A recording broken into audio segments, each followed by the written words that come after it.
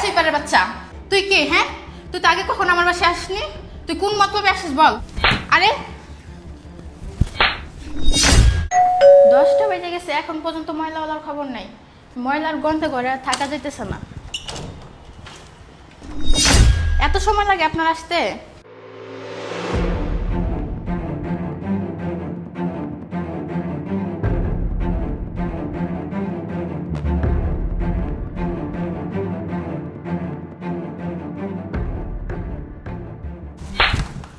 আরে এই, তোর সমস্যা কি? আরে এই, তুই আমার গায়ে হাত তুলছিস কেন? এই সুইপারের বাচ্চা, তুই কে? হ্যাঁ, তুই তো আগে কখন আমার বাসায় আসনি? তুই কোন মতলবে আসিস বল? আর তত সাহস কম না, তুই আমার বাসায় ঢুকে আমার গায়ে হাত তুলছিস? তুই জানিস আমার হাজবেন্ড বাসায় আছে? আমি এখনই আমার হাজবেন্ডকে ডেকে আনছি, তুই দাঁড়া এখানে, দেখি তুই কিভাবে বের হস। হাজব্যান্ড না, হাজব্যান্ড তার মানে আমাকে সাকিব যা বলছে সেটাই সত্য। আচ্ছা আসুক, ওর হাজব্যান্ড কেমন আমি সেটাই দেখব। এই তাড়াতাড়ি আসো। দেখো, এই ময়লাওয়ালা এই বাসায় ঢুকে আমার গায়ে হাত তুলছে। কি রে? এই, তোর সাহস তো কম না, তুই আমার হাজবেন্ডের গায়ে হাত তুলছিস? এই তুই কিন্তু বেশি বেশি করতেছিস। আরেকবার আমার বইয়ের গায়ে হাত তুলবি, তোর হাত আমি ভেঙে ফেলবো। চোখ, একটা কথা বলবি না, আমি ম্যাডামের সঙ্গে কথা বলবি। ম্যাডাম, এটা আপনার হাজব্যান্ড? হ্যাঁ, ও আমার হাজবেন্ড। কতদিন হলো বিয়ে করছেন? 2 বছর। এই, তোমার বাসা কোথায়, কি করো তুমি? এই সুইপারের বাচ্চা, আমাদের পার্সোনাল ব্যাপারে তোকে কেন বলবো রে? তুই যে অন্যায়টা করছিস না, তোর শাস্তির আমি ব্যবস্থা করতেছি, তারা আমি থানায় ফোন দিতেছি। ও আচ্ছা, পুলিশকে ফোন দিবি?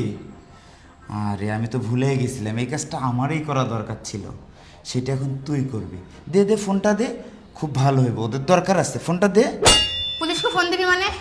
এই এদিকে আসো। দেখো, আমার কিন্তু অনেক ভয় লাগতেছে। আমার মনে হচ্ছে কোনো ডাকাত বা সন্ত্রাসী।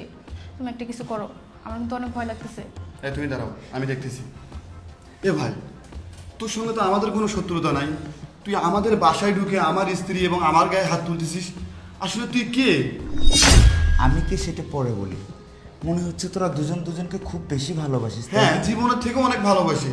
ও আচ্ছা, তাহলে ম্যাডাম আমি যে নিচে শুনলাম আপনার নাকি হাজব্যান্ড বিদেশ থাকে, আসলে তাহলে ইনি আপনার কেমন করে হাজব্যান্ড হয়, একটু বলবেন আমাকে ব্যাপারটা? কে বলছে আমার হাজবেন্ড বিদেশ থাকে? আমার কোনো হাজবেন্ড বিদেশ থাকে না, ও আমার হাজবেন্ড। আর আমরা দুজন দুজনকে অনেক ভালোবাসি, আমরা দুজন দুজনকে ছাড়া থাকতে পারবো না। তাই? আমি তাহলে নিচে যা শুনছিলাম সব মিথ্যা ছিল, তাই না? হ্যাঁ। মিথ্যা ছিল সব কিছু, না? তোর হাজব্যান্ড নাই না? হ্যাঁ, তোর হাজব্যান্ড নাই, তোর হাজব্যান্ড, এ তোর হাজব্যান্ড, এই তোর হাজব্যান্ড। আমি দুধ কলা দিয়ে কাল সাপ পুষছিলাম। এই, ও যদি তোর হাজব্যান্ড হয় আমি কে বল, আমি কে? এই ব্যাপার? তুমি সামান্য একজন সুইপারকে দেখে এভাবে চমকে যাচ্ছ কেন? কেউ তুমি কে চেনো? আমি সুইপার, আমি সুইপার না। এই, তোদের কাছে আমি সুইপারে হব আজ। তুমি তুমি এইখানে কেন? আমি এখানে কেন আর এভাবে কেন শুনবে তাহলে? শোনো।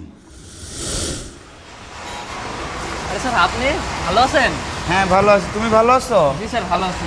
এতদিন পরে দেশে আসলেন? হ্যাঁ, মোটামুটিভাবে 7 বছর পরে আসলাম। তোমার বাসার সবাই ভালো আছে জি না? স্যার, ভালো আছি। ও আচ্ছা, ঠিক আছে। তুমি ময়লা ফেলতে যাচ্ছ? হ্যাঁ, ময়লা ফেলতে গেছি স্যার। হ্যাঁ আচ্ছা, যাও, আমি একটু উপরে যাচ্ছি। স্যার, উপরে যাবেন মানে?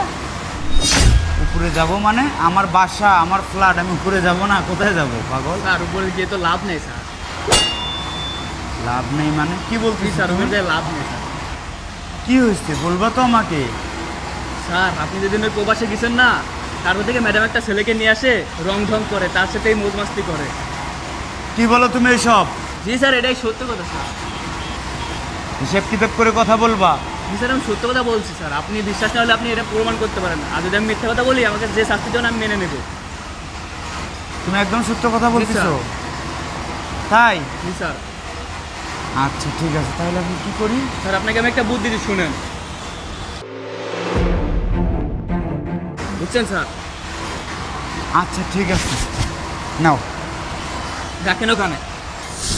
হ্যাঁ হ্যাঁ, আমি সুইপার, আমি বিদেশে মানুষের ময়লা পরিষ্কার করতাম, ময়লা করে যে টাকাটা ইনকাম করতাম সেই টাকাটা আমি তোকে পাঠাইতাম।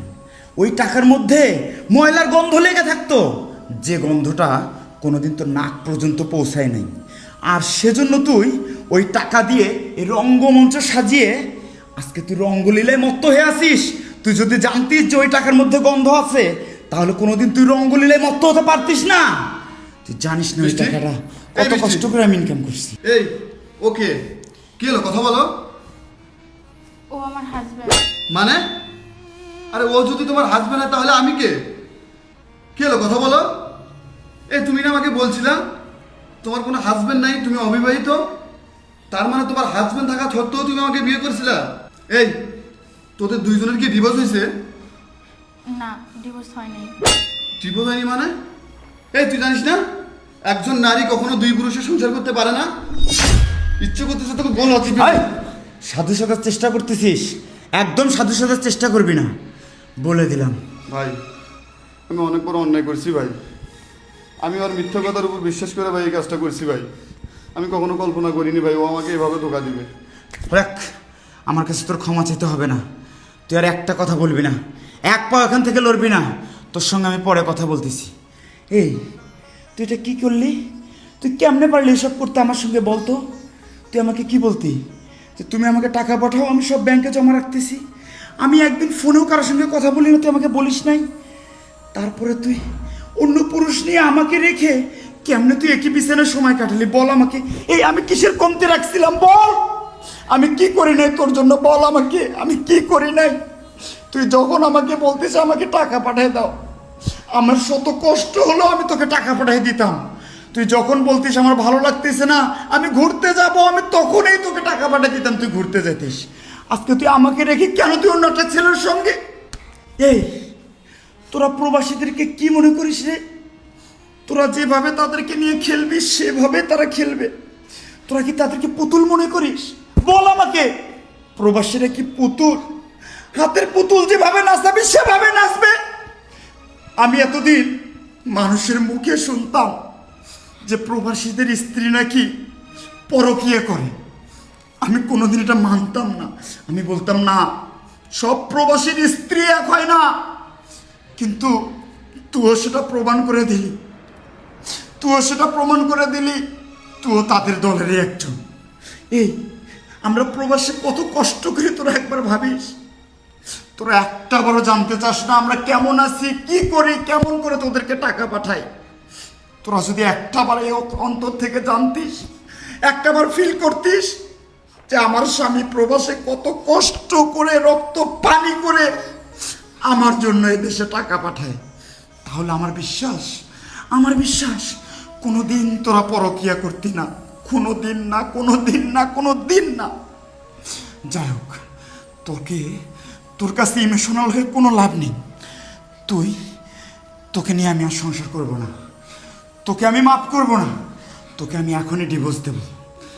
1 তালাক, 2 তালাক। মাফ করে দাও তুই প্লিজ। আমার পাছার আমি আর পাছার কখনো বলতেছি। এরকম করবো না। দেখো, তুমি বিশ্বাস করো, ওর সাথে আমার বিয়ে হয়নি, ওর সাথে আমি ভুয়া কাবিন করছি। কি বললি তুই এত চালাক রে? তুই আমার সঙ্গে বিয়ে বসে আমার স্ত্রী সেজে আবার অন্য একটা ছেলেকে বিয়ে করছিস ভুয়া কাবিন করে? তোর মাথায় তো অনেক বুদ্ধি রে। তোকে আর মাফ করা যাবে না, তোকে আর কিছুতেই মাফ করা যাবে না। 3 তালাক। তুই আমার বাড়ি থেকে বের হয়ে যা এক্ষুনি। আমার বাড়ি থেকে যে কাপড়ে আছিস এই কাপড় পরে বের হয়ে যাবি। আমি তোর মুখ দেখতে চাই না। যা যা, বেরো আমার বাড়ি থেকে। এই, তোকে কি করব বল? তোকে আমি কি করব, কি উচিত শিক্ষা দেবো তোকে আমি? তুই আমাকে বল, ভাই। আমি সেটাই করব। ভাই এবার আমাকে ছেড়ে দেন ভাই।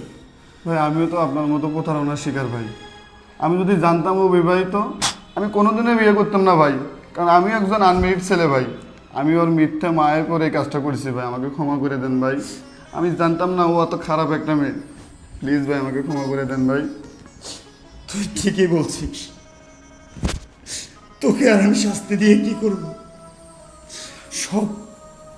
সব ভুল তো আমি করছি রে। ওই প্রবাস মাটিতে গিয়ে আমি যদি ওকে অন্ধের মতো বিশ্বাস না করতাম, তাহলে হয়তো আমার এত বড় ক্ষতি হতো না। যেহেতু তোকে ও ফান্দে ফেলছে, তোকে আর আমার বলার কিছু নেই। চলে যা, যা, তুই আমার চোখের সামনে থেকে চলে যা। আমাদের প্রবাসীদের কপালে এগুলোই লেখা থাকে। আমরা কাকে দোষ দেবো আল্লাহ? আমরা কাকে দোষ দেবো?